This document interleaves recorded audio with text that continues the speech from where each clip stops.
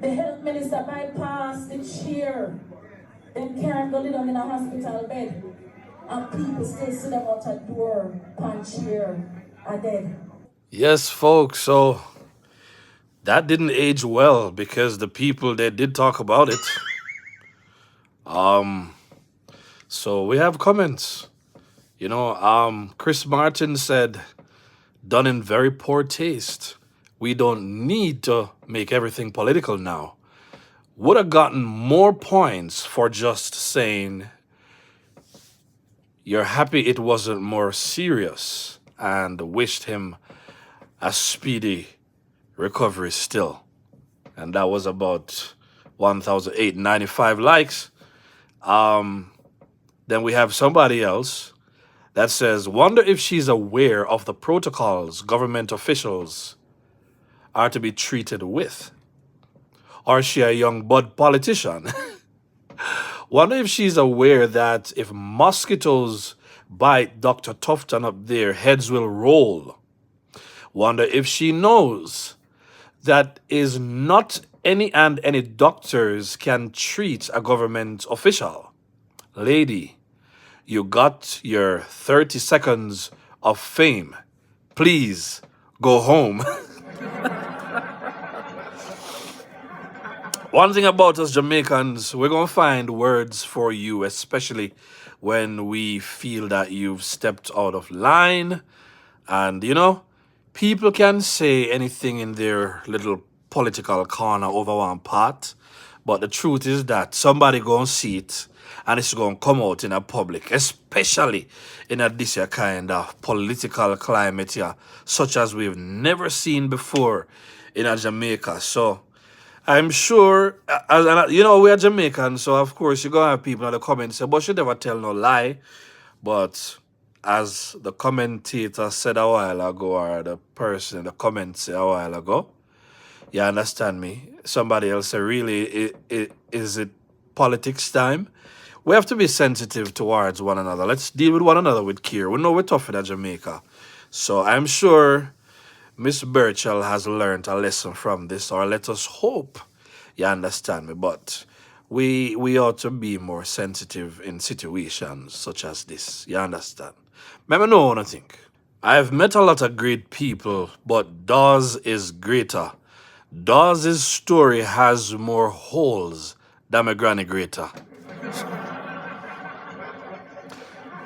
So this comrade that you also called a friend who was in that car while you were in that 1 hour meeting, this comrade that you call friend later on ordered some food. Whoever you were having a meeting with decided to pay for the food.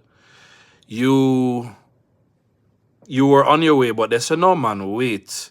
Then the comrade, when you reach home later on, the comrade say, boss, you don't really eat no food from morning. Why don't you have the food? A few questions I have, which Jamaican woman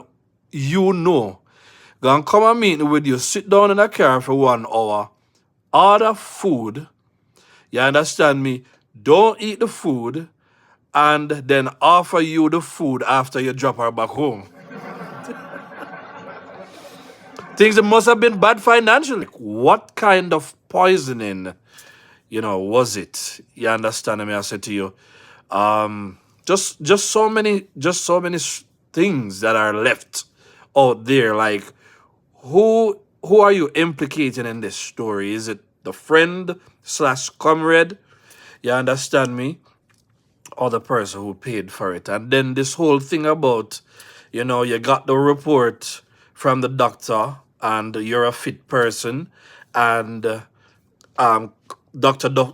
Tufton get well quickly, just kind of transitioning from one to the other. Ano may isa so? Ay, isa so. So, Comrade Leader Golden say he's clearly made some decisions in the past that him know make comrades unhappy, but I think the comrades are unhappy. The comrades are still following you. So everything that happens in the PMP, there's always a background story to it. one that often includes some kind of infighting and just decisions that Golden is making. You understand me? The one that we just looked at with Dawes a while ago, that is one such story that we're learning about. So this thing is serious, as it relates to how Mark is handling business. But give him some time, no? You understand me? The dual citizen thing is still hanging over his head as a result of what came out even with Dawes' story and the infighting that's taking place for that constituency over there. Somebody say, I think it's Vegas, that say if Mark cannot unify the party or handle what's happening within his party, how am I gonna handle the country? One thing I've been thinking about lately is what is the appeal of Mark Golden? You understand me? Is it that people sense that, him accomplish everything he wants to already, and he just wants to now come on board and, do all the good he can, such as he speaks about when he refers to his father, but the thirst for power and the way he's going about doing this thing, it tells me that nothing no go so at all. You understand me? And it seems to me that Mark has a lot of people that he's going to have to satisfy and take care of and look out for. I don't see how this man is going to become prime minister, especially with the dual citizenship, and how I don't see that he's ready to take on from where Andrew has, developed the country to take it to the next level. Because first of all, there's a whole lot of things he's gonna have to catch up with all the people that he's been campaigning with for all these years. So Jamaica gonna have to go prove herself what I really want for the country.